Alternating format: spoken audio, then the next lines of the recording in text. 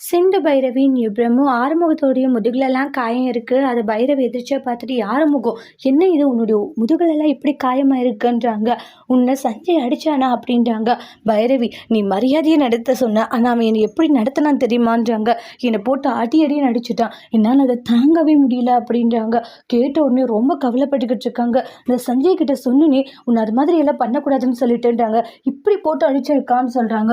வலி தாங்க முடியலையா, உண்மையிலே முடியல அப்படின்ட்டுலாம் சொல்கிறாங்க. அப்புறமா பைரவி பாசமாக ஆயில்மெண்ட் எல்லாம் போட்டுக்கிறாங்க. அன்னபூரணியும் அப்போ வந்துடுவாங்க.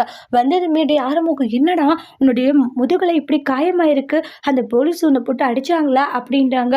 ஆமாம்மா, அந்த டிஎஸ்பின்னு அடிச்சுட்டான்றாங்க. அவன் அடிக்க மாட்டான் தான்மா நினச்சேன், அவனை போட்டு அடின்னு அடிச்சுட்டான், எந்த ஒரு தப்பு பண்ணலன்னு அவ்வளோ சொல்கிறேம்மா, ஆனால் கொஞ்சம் கூட அவன் காது கொடுத்து கூட கேட்கலன்றாங்க.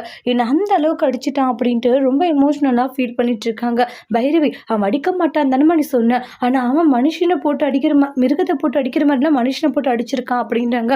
எனக்கு ஒன்றும் புரியல அத்தை, நான் சஞ்சய் கிட்ட பேசுகிறேன் அப்படின்ட்டு கோவத்தோடு கிளம்புறாங்க. இங்கே ஆறுமுகத்தை நினச்ச அன்னபூரணி ரொம்ப எமோஷ்னலாக ஃபீல் பண்ணிட்டு இருக்காங்க. அதோட இந்த ப்ரெமோவை முடிச்சிருக்காங்க. தேங்க்யூ.